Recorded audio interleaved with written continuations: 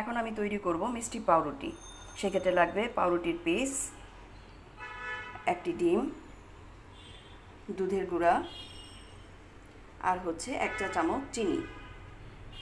এখন আমি ডিমের মধ্যে একে একে দুধ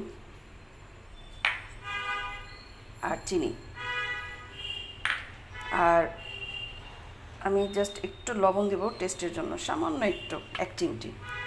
তারপর এটাকে ভালো করে মিশাবো।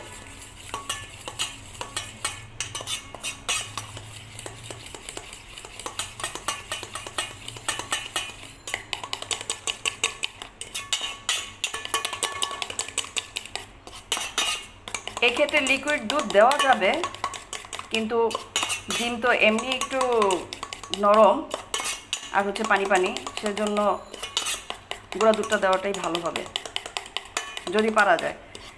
আর যদি তুমি দুধ না দিতে চাও সেক্ষেত্রে দুধ ছাড়াও তৈরি করা যাবে। জাস্ট ডিমের ভিতরে হালকা একটু লবণ আর 1 চা চামচ চিনি বা 2 চা চামচ চিনি, এটা পাউরুটির পরিমাণের উপর নির্ভর করতেছে, দিয়ে তারপর এইভাবে ডিমটাকে ফেটে ওটার সাথে এটা মিক্স করতে হবে।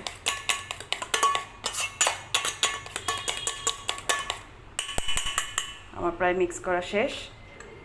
এখন আমি চুলাতে একটা কড়াই দিব, দিয়ে হালকা একটু গরম হয়ে গেলে এই ক্ষেত্রে সামান্য পরিমাণ একটু তেল দিব, সামান্য। এক্ষেত্রে তুমি ইচ্ছা করলে বাটারও দিতে পারো, বাটার দিয়েও খারাপ লাগবে না।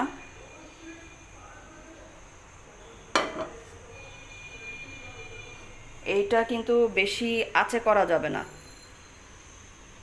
পাউরুটি পুড়ে যাবে। জাস্ট হালকা আছে। তারপর আমরা পাউরুটির পিস এক এক করে নিব আর এটাতে ডুবাবো।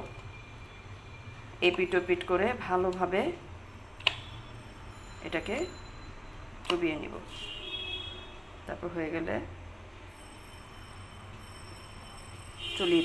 চুলাতে দিয়ে দিলাম। এখন হালকা একটু আঁচ বাড়িয়ে দিচ্ছি, সামান্য।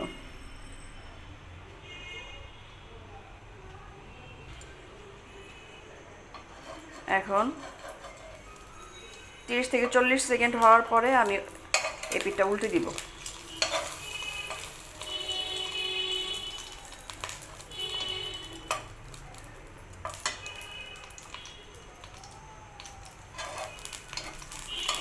মিডিয়াম আঁচে রেখে তারপর পাউরুটিটা ভাজতে হবে।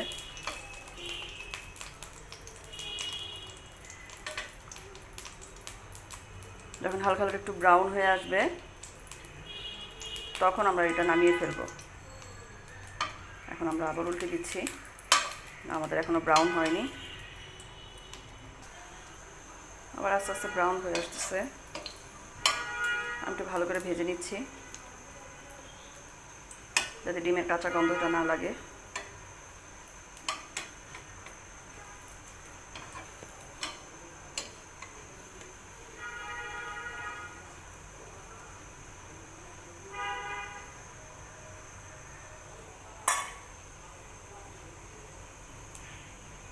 আর ভাজবো না, অলমোস্ট হয়ে গেছে।